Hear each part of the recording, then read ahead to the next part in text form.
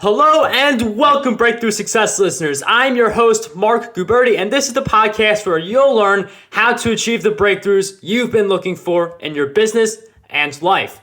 If you want to grow your content brand, you'll definitely want to add my latest book, Content Marketing Secrets, to your reading list. This book will teach you how to create, promote, and optimize your content for growth and revenue. You can get your copy at Mark Guberti, that is Mark with a C. So markguberti.com/book. And now, let's dive right into the show. For episode 78 of the Breakthrough Success podcast, we are going to talk about accelerating our brands with the help of affiliate partners with our guest, Robert Glazer. Robert is the author of Performance Partnerships, The Checkered Past, Changing Present, and Exciting Future of Affiliate Marketing. He is also the founder and managing director of Acceleration Partners, an industry-leading affiliate marketing agency. And his agency has attracted many high-profile clients, including Adidas, Reebok, Gymboree, Target, ModCloth, and many others. So let's learn a lot about getting affiliate partners to help accelerate our brands. Robert Glazer is the guy, and now it's my pleasure to welcome him to the show. Thanks, Mark. Excited to be here. Robert, it's so great to have you on the Breakthrough Success podcast. And before we go really deep into growing our brands with the help of affiliate partners, I'd love to get some backstory. So what exactly got you started with affiliate marketing and utilizing affiliate partners to expand your brand?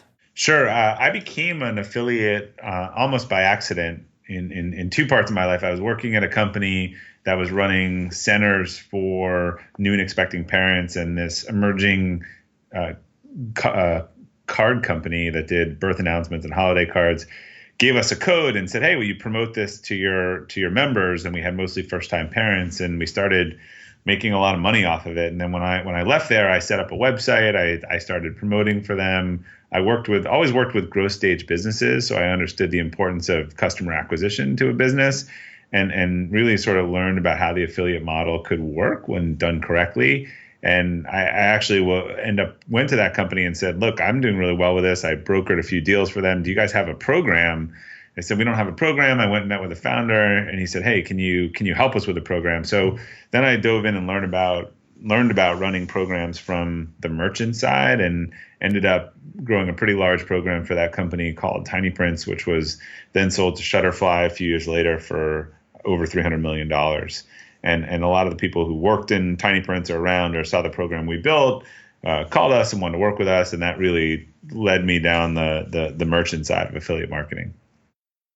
Robert, thank you for sharing some background about how you got started. And one of the things about attracting affiliate partners is they want to make sure that they're promoting an offer that's going to lead to sales. So you'll see many affiliates promoting similar kinds of offers that tend to work really well, and it's less likely that they'll promote something new and upcoming as opposed to something that they know is going to generate solid revenue. So how can we optimize our offerings to make them more attractive to partners? Yeah, so you talk about an offer, but I would also say it's a brand. I think what you said is totally true. We have a lot of companies call, hey, we're a couple 100,000 in sales, we're just about to launch. Can we launch an affiliate program? And our answer is always the same. You really should probably do organic search and social and get your pricing and your product and everything right. And you need a little bit of a brand, because any good affiliate has valuable shelf space, and you're basically asking for that shelf space on a performance basis. And so they don't want to take a huge risk on you as an unknown thing. And a lot of times companies are tweaking their product and tweaking their pricing, and that's not something that you want to take partners through that process. So I think an affiliate program is best done once you've proven your model, it's starting to scale, you have enough brand awareness that you can go to people and say, hey, we're this fast up and growing brand in X, work with us. I try to get people off the sort of offer concept and more about a relationship. And I think in a relationship with a good merchant, they should be constantly giving you new content or campaigns or ideas about what is going on with their company or product that you can take and market to your customers. That to me is a healthy affiliate relationship, and looks a little bit more like business development and partner development than just kind of pumping offers out to the universe. Robert, thank you for making that clear distinction. I mean, offer is something that is commonly used and being able to make a lot of commission per sale, but being able to view it as a brand and building the relationship, that's definitely going to result in more value and a stronger connection when we do get partners. But in order to make all this happen, we have to find and recruit partners in the first place. So when you have a brand in place, how are you finding and recruiting partners who will help to promote the brand? It's a great question. So we build sort of a partner persona. I think a lot of people confuse their affiliates and their customers a lot. So we would say, who are the types of partners that would do well? And we would build sort of 4 or 5 personas, and then we would recruit in those areas. So we'd look who's already referring people to the brand organically, who seems to like it. Then we could run lookalike type modeling against that. And then we have a few different services that we use that know how to find people and influencers and affiliates, see who's already an affiliate. And then we have a pretty big CRM system ourselves after doing this for so many years, where we've tagged people and made it clear which programs they like and which genres they like. So it's usually that combination. We figure out the partner persona first. We go and look who is already sort of promoting the brand that we could turn into a partner, and then we go through our own list and database and find people we already work with who are a match, and then we go out there and recruit based on certain lists or services and try to and test those personas. And usually, if we have 4 or 5 personas, 2 or 3 of them will do really well, and then we'll put more time and energy into those and sort of shut down the other ones. But that's the key difference, I think, in a well-run affiliate program, is that you have real resources against recruiting. Most programs are just set it or forget it, or they wait for the squeaky wheel to call. They're either managed by someone in-house who's got 5 channels they're managing, or an agency or network that has 20 accounts per person. And consistently, we've seen results, and we always say it's not rocket science, but it's really just about staffing the recruiting element of the program and getting people both into the program and then getting them engaged. And you mentioned something really important about not just getting people into the program, but also getting them engaged. And I've been part of several affiliate programs, and the ones that I tend to be the most successful at are the ones that have training, that guide me through the process. And it's not just, here's your link, it's white copy, good luck. It's a relationship that's being built. And I know that some affiliates, regardless of whether you're first time or you've been doing it for a while, those things like engagement definitely help. And I was wondering, with that in mind, how do you advise engaging with partners through the launch process in order to boost commissions? Yeah, that's a great question. So a few things. One, we sort of think of it as you would like a CRM joining process. So you should have a waterfall of things that goes on after someone joins.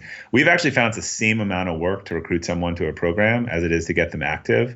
But once they've made $100, then or sold $100, that's sort of a threshold of they're real and they have motivation. So the first thing we do is try to get people active right away, or have some in the recruiting, have something, some promotion or something that really encourages signing up and activating at the same time. But then we would probably, in a lot of cases, activate a life cycle campaign, typical to what a retailer had for someone who signed up on their list but didn't buy something. So we'd have a series of offers and incentives, and we'd waterfall that, and we'd reach out. So affiliate marketing is half technology and it's half people. And depending on the size of the program, we might offer a webinar, we might offer a deal, we might reach out to see if they want to have a call, group people together, have sort of office hours. But it's not worth recruiting people if you can't get them to do stuff. And they're probably most motivated to get that going right when they sign up. So I think you have your best chance of trying to combine that. One thing we do is we try to get people the product to test or use, or some sort of discount to the store if it's different products, so that they can become a customer and also speak more authentically.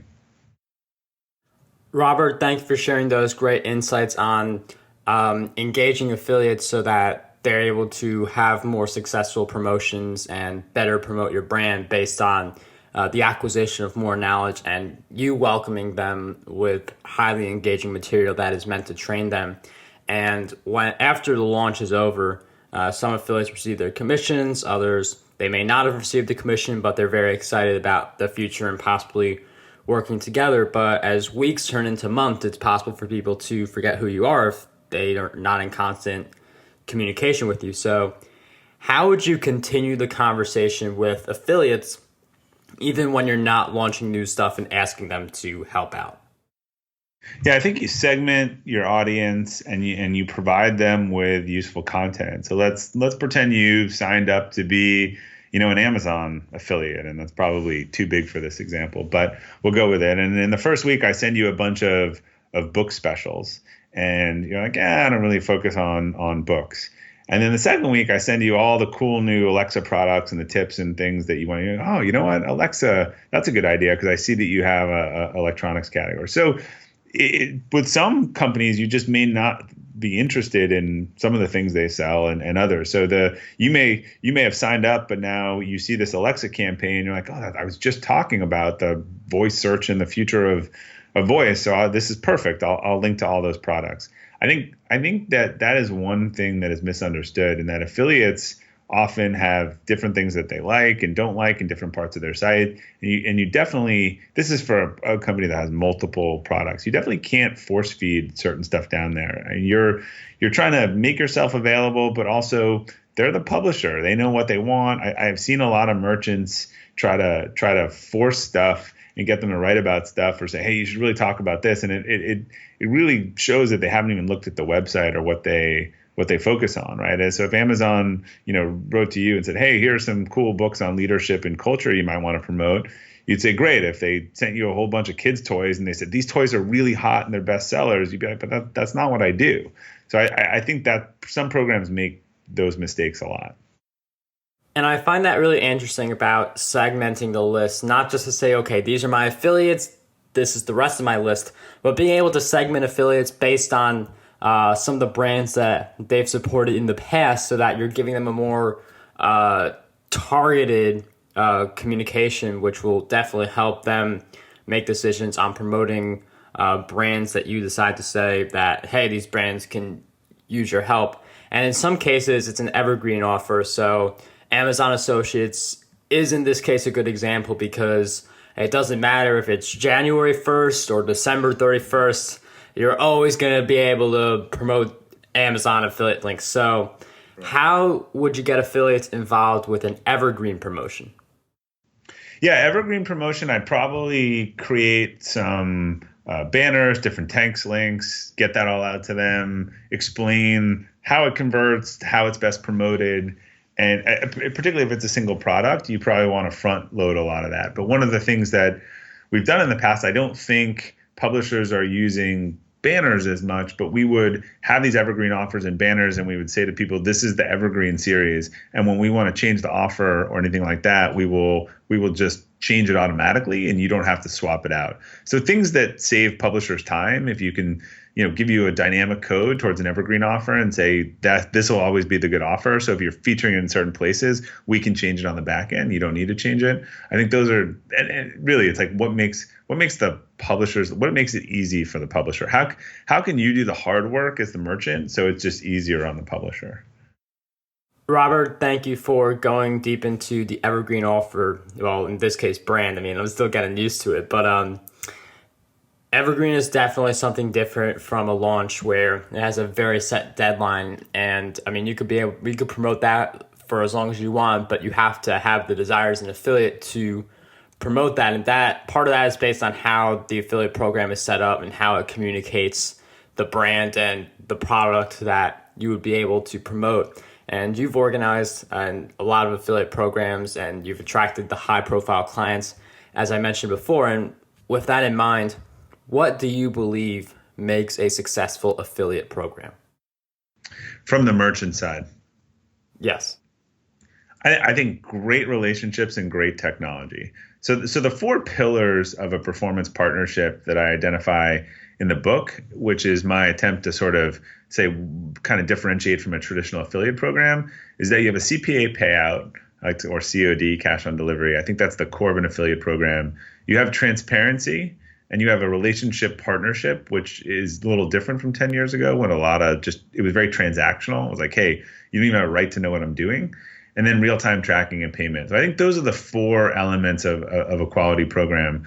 What I've generally found is that good relationship resourcing the program, putting people that are on compliance, and people who are good at creative and relationship on relationship, and also great technology. That's what makes it work for a partner. If you have easy to use links, dynamic things, using technology to make it as, I hate to use this word, but programmatic as possible or automated as possible. But then you have those people in there that know the person, know what they like. I mean, some of our best campaigns have come out of the account manager really knowing the publisher and knowing something that will be appealing to them. They hear someone at Reebok say, "Hey, we've got all these shoes that we need to liquidate," and they say, "Oh, we could go to someone like Deals Plus or Slick Deals, and we know they'd set up a special section for us, and we could probably liquidate all this inventory in 2 days."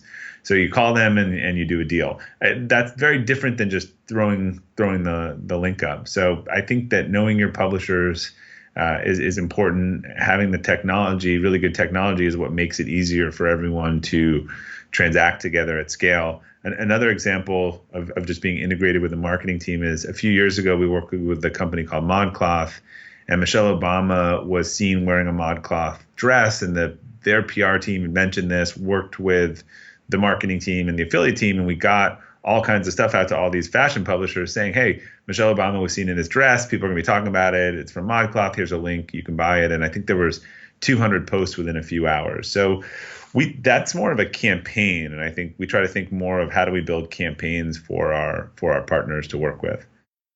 Robert, thank you for sharing with us what makes a successful affiliate program on the merchant side. And this is a question that the upcoming one applies not only to affiliates, like merchants and affiliate marketers, but also people as a whole. So I feel like when we have a goal that we want to achieve, we don't always get there. There always seems to be something holding us back for certain goals.